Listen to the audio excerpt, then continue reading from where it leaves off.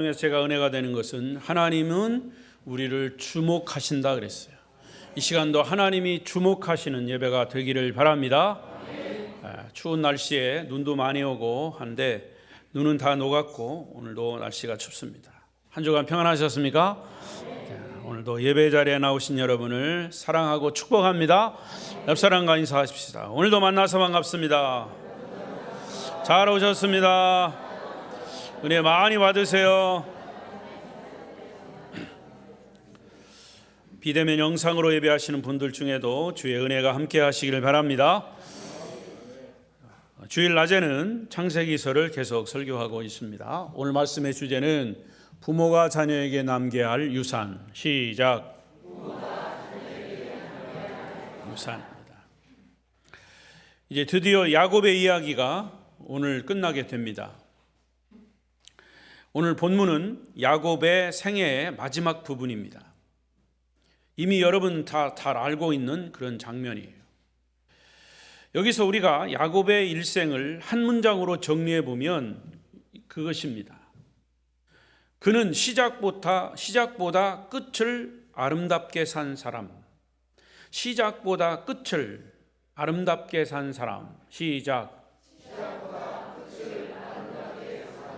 그렇습니다.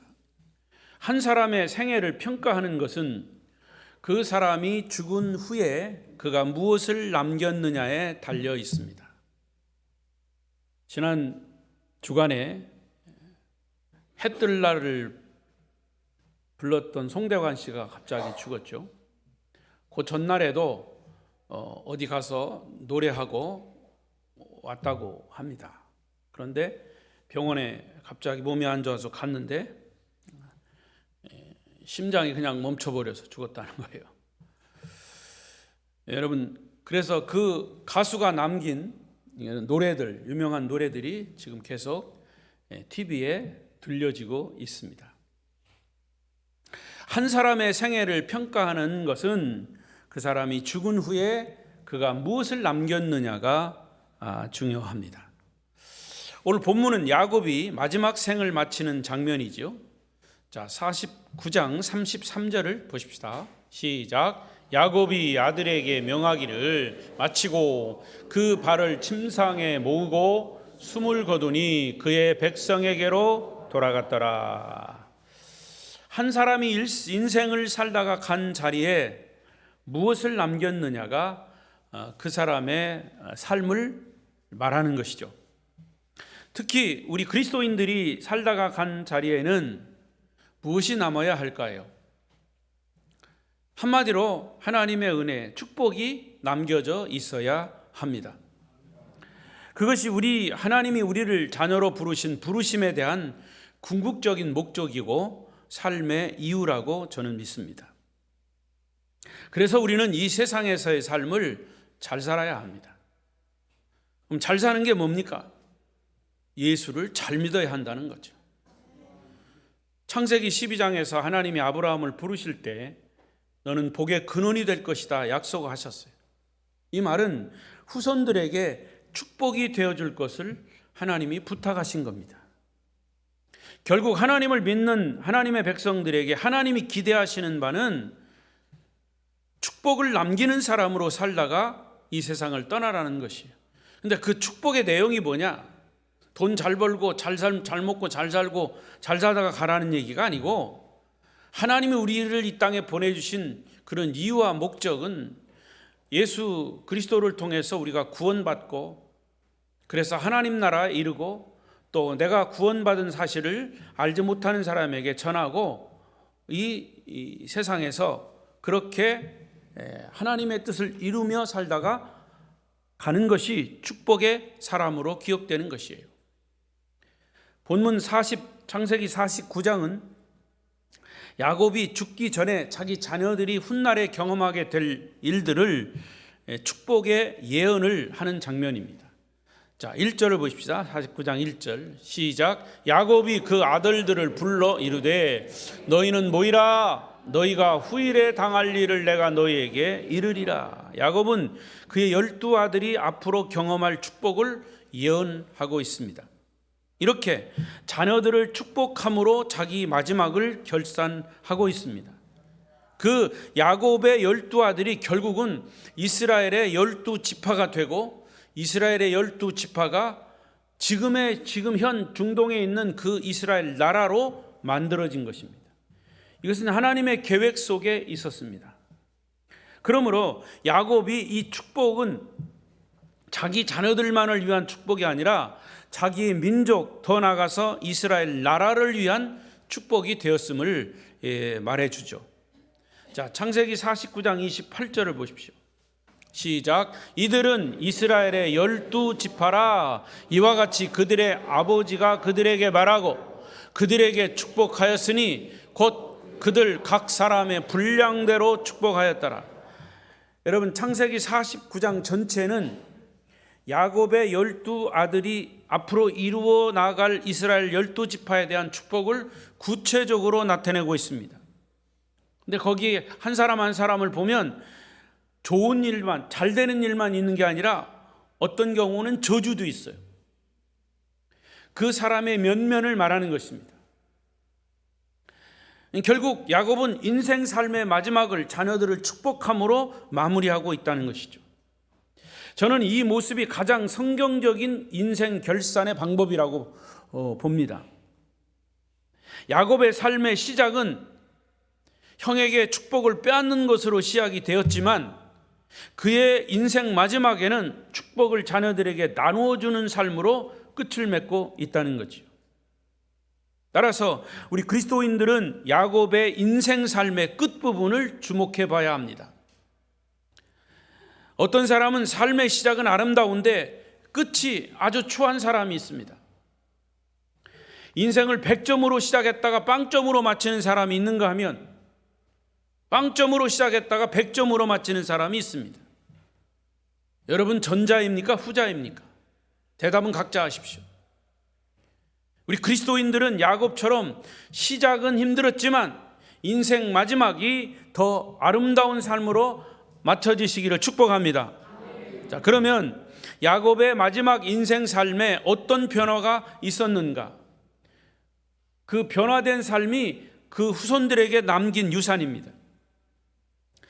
다른 말로 말하면 우리 자녀들에게 남겨야 할 삶의 유산이 무엇인가를 이 야곱의 생을 통해서 살펴보면서 이것을 여러분의 삶에 잘 적용하시기를 바랍니다. 자, 첫 번째는 야곱은 욕심을 내려놓은 사람이 되었습니다. 잘 아시는 바와 같이 원래 야곱은 아주 욕심이 많은 사람이었죠. 그런데 그의 인생 말기에는 욕심을 내려놓을 줄 아는 사람으로 변화됐습니다. 자, 창세기 43장 1절 2절 시작. 그 땅에 기근이 심하고 그들이 애굽에서 가져온 곡식을 다 먹음에 그 아버지가 그들에게 이르되 다시 가서 우리를 위하여 양식을 조금 사오라. 양식을 조금 사오라. 자, 여기에 집중해 보세요. 자, 이 장면은 어떤 장면이냐 하면 야곱의 땅에, 가나안 땅에 기근이 들었습니다. 먹을 것이 없어요. 그래서 야곱은 그 당시 부자 나라인 애굽 나라에 가서 자기 아들들을 보내서 양식을 구해오도록 했습니다. 그 당시 야곱이 얼마나 많은 식구들을 거느렸느냐 하면 창세기 46장 26, 27절을 또 보십시오. 시작. 야곱과 함께 애굽에 들어간 자는 야곱의 며느리들 외에 6명이니 이는 다 야곱의 몸에서 태어난 자이며 애굽에서 요셉이 낳은 아들은 2명이니 야곱의 집사람으로 애굽에 이른 자가 모두 몇 명이라고요? 70명이에요. 지금은 이제 고센 땅에 들어간 상황에서의 70명이, 아무튼 이렇게 많은 70여 명이나 되는 대식구였습니다. 그러니까 기근이 들어서 양식이 없을 때는 얼마나 그 양식이 필요했겠습니까? 그런데 야곱은 자기 자녀들에게 과거의 욕심이 많았을 때와는 전혀 다른 요구를 하고 있어요.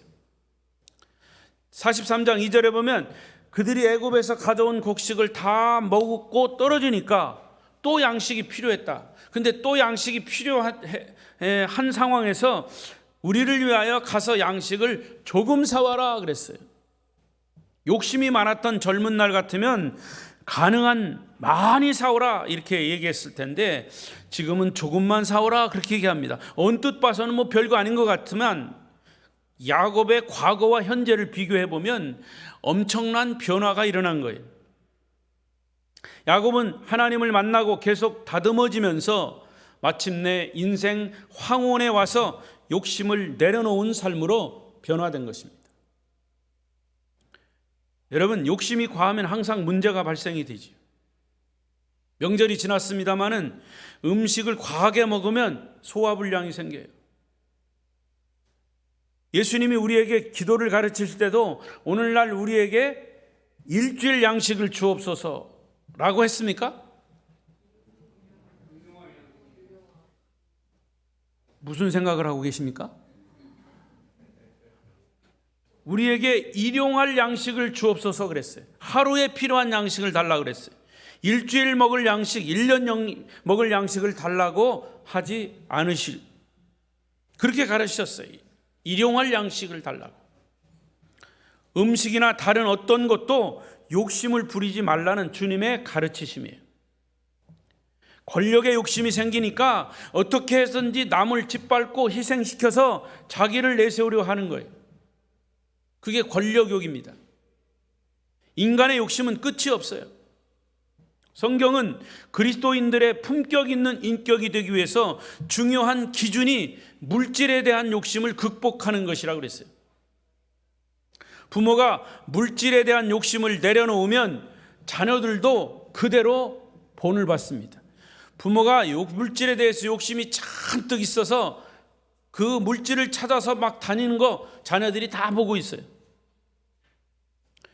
디모데전서 6장 10절에 돈을 사랑함이 일만하게 뿌리가 된다 그랬어요. 물질에 대한 욕심을 극복하지 못하는 것은 가장 추한 모습이죠. 야곱이 젊었을 때는 욕심으로 충만했는데 삶을 마감할 때는 스스로 욕심을 내려놓은 사람으로 변화되었습니다. 여러분 자녀들에게도 욕심 없는 모습을 유산으로 남기시기를 바랍니다. 두 번째, 믿음의 사람이 되었습니다.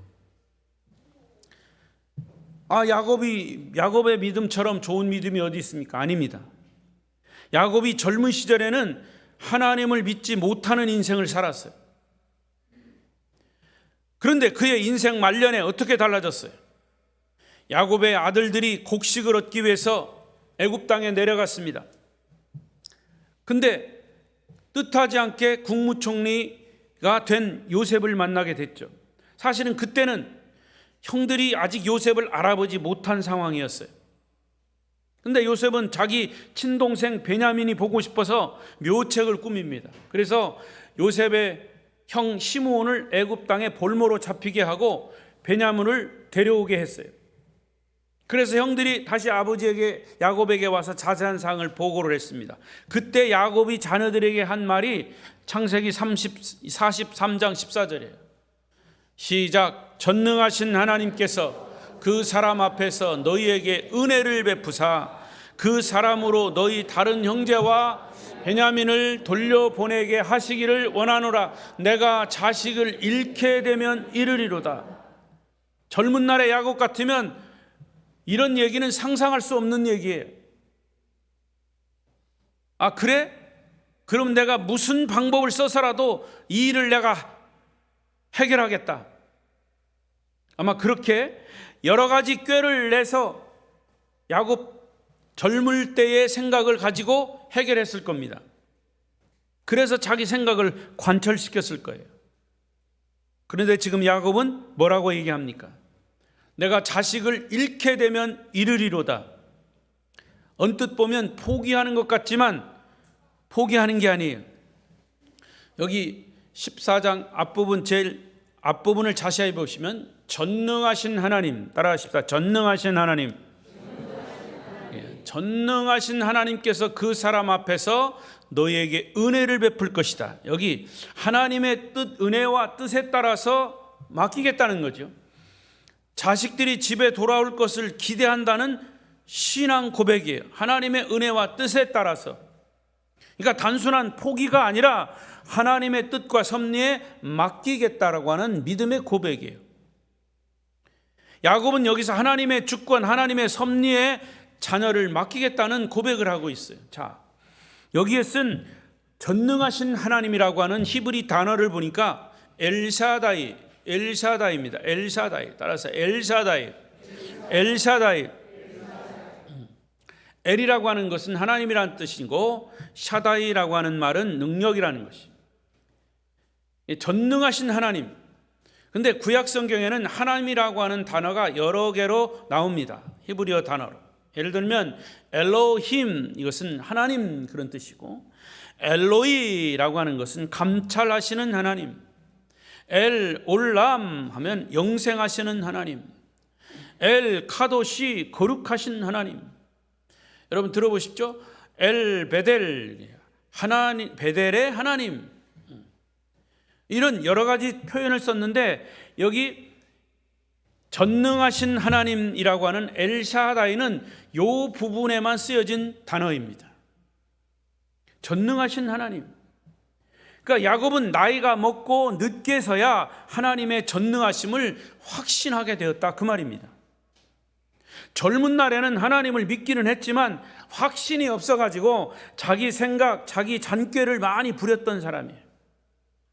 그러나 이제 더 이상 자기 꾀나 자기 생각을 고집하지 않았습니다. 사랑하는 자식을 잃어버릴 수 있는 위기 상황에서도 그는 아주 태연하고 하나님에 대한 믿음이 확실해졌다는 증거입니다. 이런 그의 모습이 인생 삶을 마감하면서 자녀들에게 남긴 믿음의 유산인 것이죠. 여러분은 하나님을 믿는다고 하면서 제대로 믿지 못하고 때로는 내 생각이 앞서고 내 고집을 앞세우는 삶은 아닙니까? 이제 엘사다이 하나님, 전능하신 하나님을 신뢰하는 그런 믿음을 여러분 자녀들에게 유산으로 물려주시기를 축복합니다. 세 번째, 그는 영적인 눈이 밝은 사람이 되었습니다. 영적인 통찰력입니다. 창세기 48장 10절을 보십시다. 시작. 이스라엘의 눈이 나이로 말미암아 어두워서 보지 못하더라. 요셉이 두 아들을 이끌어 아버지 앞으로 나아가니 이스라엘이 그들에게 입맞추고 그들을 안고. 자, 야곱의 육신의 눈이 나이 때문에 어두워졌어요. 그건 어쩔 수 없어요. 근데 지금 이 장면은 야곱이 12 자녀들을 축복하는 장면이에요. 근데 여기 아주 재밌는 장면이 나와요. 내용을 다 읽지 않겠습니다만은 창세기 48장 17절부터 19절까지 보면 야곱이 요셉의 두 아들 베냐민과 에브라임이 나오는데 야곱의 오른손의 축복이 장남의 축복을 상징하는 겁니다. 근데 야곱의 오른손 앞에 요셉의 장남 므낫세를 앉혀놓았습니다. 그 가문의 장손이 축복을 이어받는 것이 합당한 법이기 때문이지. 그런데 눈이 어두운 야곱은 손을 어긋나게 하고 축복을 하고 있어요. 그러니까 오른손의 축복이 장남에게 가는 것이 아니라 차남인 에브라임에게 간 것입니다. 그때 요셉이 아버지 눈이 잘 안 보이니까 아버지 손이 잘못됐습니다. 야곱의 오른손을 장남인 므낫세의 머리로 옮기려고 하니까 야곱이 어떤 반응을 합니까?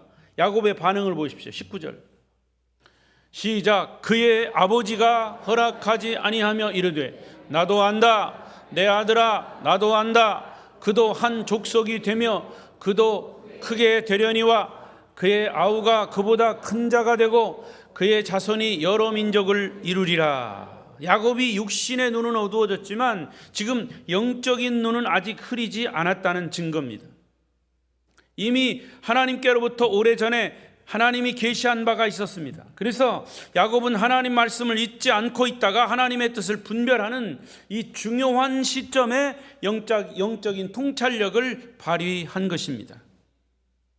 여러분, 하나님을 믿는 사람들이 늙어서도 건강한 영적인 판단력을 가지고 사는 것은 매우 매우 중요합니다. 더구나 인생을 사는 영적 통찰력만큼 중요한 것이 없어요. 어떤 분은 평생 교회 다니고 직분까지 받았는데도 천국이 있는지 천국이 없는지 확신조차 없는 분이 있어요. 그것은 영적인 통찰력이 없기 때문이에요.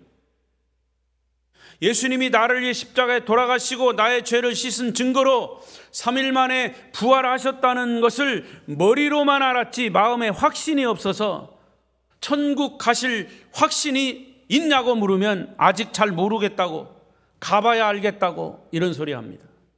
그건 영적인 통찰력 때문입니다. 이런 확신이 없는 것은 영적인 눈이 아직도 멀었기 때문입니다. 성도 여러분들은 인생의 황혼역에 비록 육신의 눈은 어두워져도 영적인 눈은 더욱 밝아져서 영적인 통찰력을 가지고 천국을 확신하시기를 바랍니다. 여러분 자녀들에게 그런 영적 통찰력을 믿음의 유산으로 물려주시기를 바랍니다. 네 번째, 축복의 사람이 되었습니다. 야곱의 젊은 날의 삶은 축복을 빼앗는 삶이었어. 형 것도 빼앗고 아버지도 속이고 다 빼앗았어. 그러나 그의 인생 마지막 삶은 축복을 나누어 주는 사람으로 변화되었어. 47장 7절을 보십시다. 시작. 요셉이 자기 아버지 야곱을 인도하여 바로 앞에 서게 하니 야곱이 바로에게 축복하매. 야곱이 바로에게 축복하매. 자, 야곱은 드디어 잃었던 요셉을 애굽에서 만납니다. 가보니까 애굽의 국무총리가 된 요셉이었습니다. 그래서 요셉은 자기 아버지를 이제 바로에게 소개를 시킵니다. 그 당시 애굽의 최고의 통치자 바로 왕입니다. 제국의 황제입니다. 그런데 여기 야곱이 바로를 축복한다. 놀라운 장면입니다. 그 당시 애굽은 세계 최고의 최강대국이에요. 군주시대의 왕은 최고의 권력을 가진 사람으로 자기를 찾아온 그것도 국무총리 아버지가 왔으니까 뭔들 못 주겠습니까?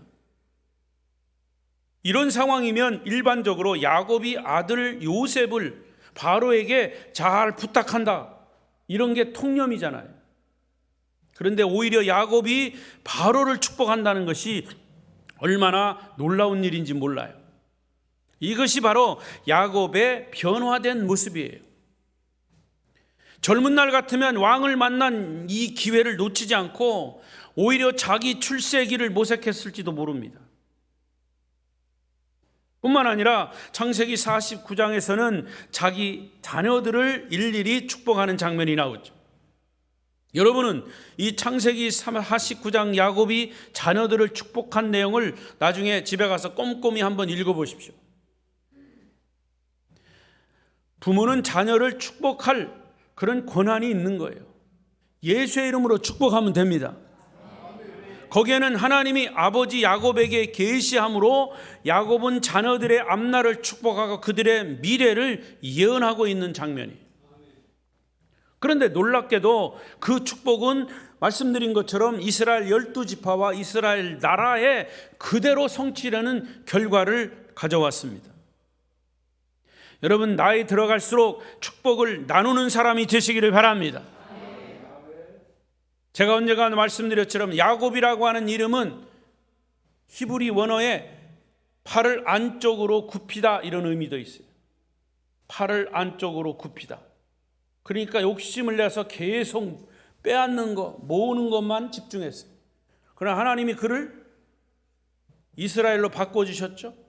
또 이스라엘 원어에 보면 팔을 피다, 다른 말로 말하면 나누어 주다, 그런 의미예요. 이름 그대로 된 거예요. 축복의 통로가 된 것이죠.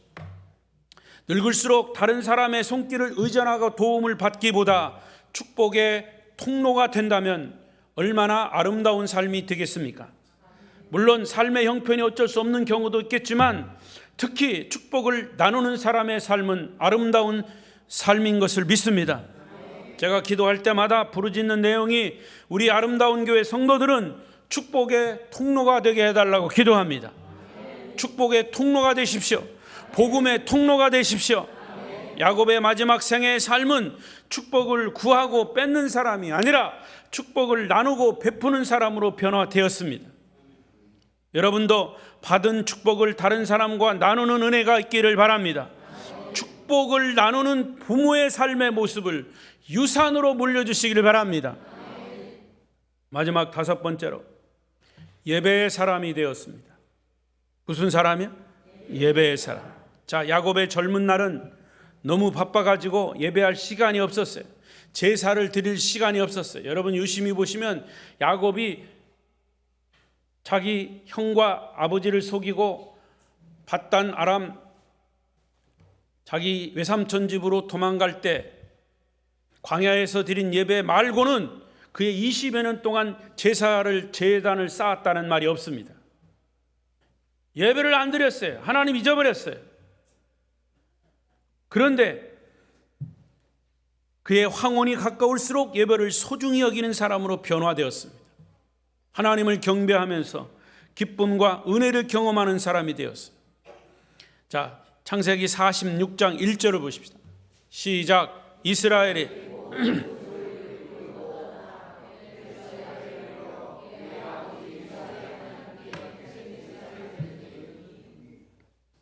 브엘세바에 이르러 하나님께 희생 제사를 드렸다. 여기 희생 제사를 드렸다는 것은 제단을 쌓고 거기에 제물을 드리고 하나님께 예배했다는 말입니다. 자, 야곱은 애굽의 국무총리로 있는 아들 요셉을 지금 만나러 가는 도중입니다. 창세기 46장. 그런데 창세기 45장 28절에 보면 또 이런 장면입니다. 시작. 이스라엘이 이르러 이르되 조카도다. 내 아들 요셉이 지금까지 살아있으니 내가 죽기 전에 가서 그를 보리라. 요셉이 살아있는 것을 알고 국무총리가 됐다는 사실을 그 형제들을 통해서 아들들을 통해서 알았습니다. 그러니 이제 요셉을 만나러 가는 중입니다. 종으로 팔려서 죽은 줄 알았던 요셉이 애굽의 국무총리로 살아있다는 소식을 듣고 너무너무 기뻐서 요셉을 만나러 가는 도상입니다. 젊었을 때 같으면 빨리 가가지고 요셉을 만나고 싶었을 텐데 그는 가는 도중에 하나님께 예배를 드리고 감사의 제단을 쌓았다는 것입니다. 중요한 이 부분입니다. 여러분은 좋은 일이 생겼을 때 먼저 하나님께 예배하고 감사하십니까? 열심히 하나님께 도와달라고 기도하다가 기도한 대로 응답이 되면 그때부터 마음이 달라집니다. 하나님, 당분간 제가 너무 바빠가지고 예배 참석이 어려울 것 같습니다 라고 핑계를 대는 경우가 얼마나 많습니까?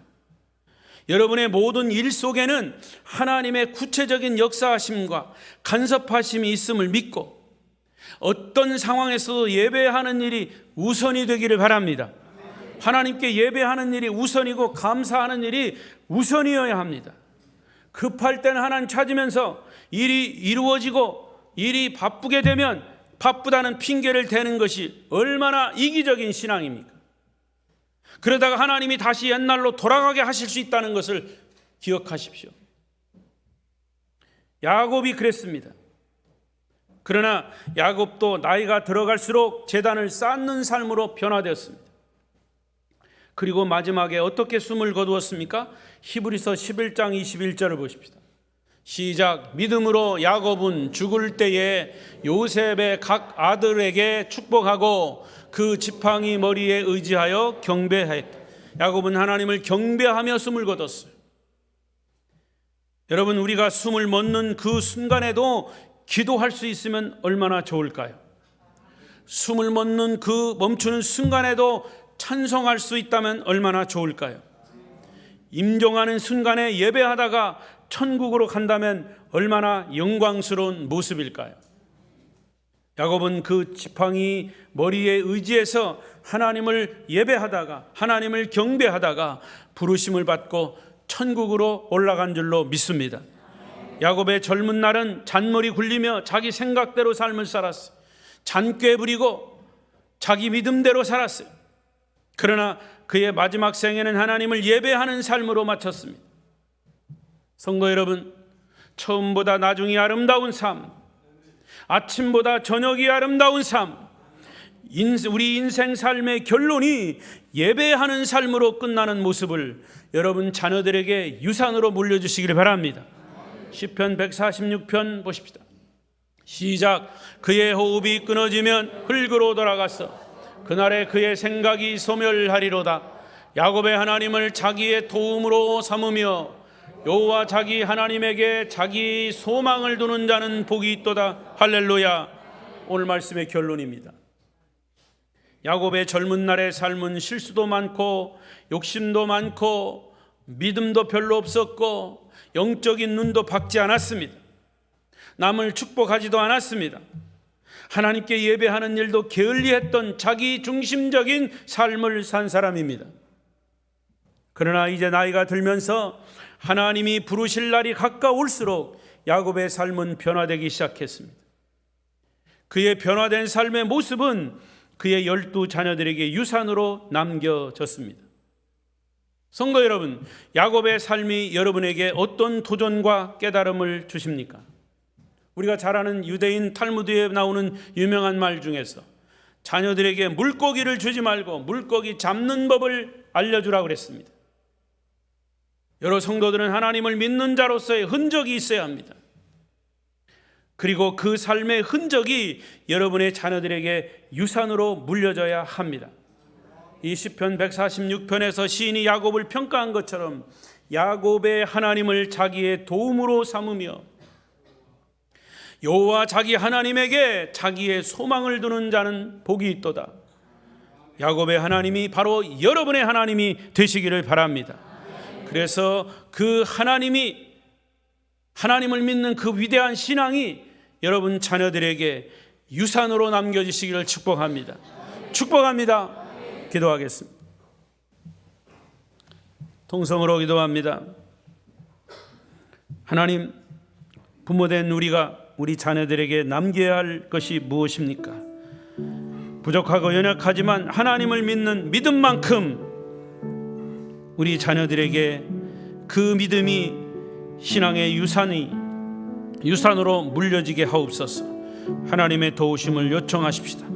주여, 3번 부르고 통성으로 기도합니다. 주여, 주여, 주여. 그러하시고 자비로우신 하나님, 야곱의 하나님이 우리의 하나님이 되기를 원합니다. 이 위대한 신앙이 우리 자녀들에게 물려지기를 원합니다. 그래서 정말 욕심을 내려놓고 믿음의 사람으로 변화되어 영적인 눈이 밝은 사람, 통찰력을 가진 사람으로, 축복의 사람으로, 예배의 사람으로 변화되었습니다. 이 모든 것들이 믿음이 우리 자녀들에게 잘 물려지도록 유산으로 남겨지도록 은혜를 내려 주시옵소서. 아름다운 게 모든 공동체 부모들은 우리 자녀들에게 아름다운 신앙을 물려줄 수 있도록 은혜를 내려 주시옵소서. 믿음이 연약한 때에 믿음을 주시고 영적인 눈을 뜨게 하시고 축복의 사람으로 변화되었습니다. 우리 모든 자녀들에게 하나님의 놀라우신 이런 믿음의 유산이 물려지는 은혜가 있게 하여 주시옵소서.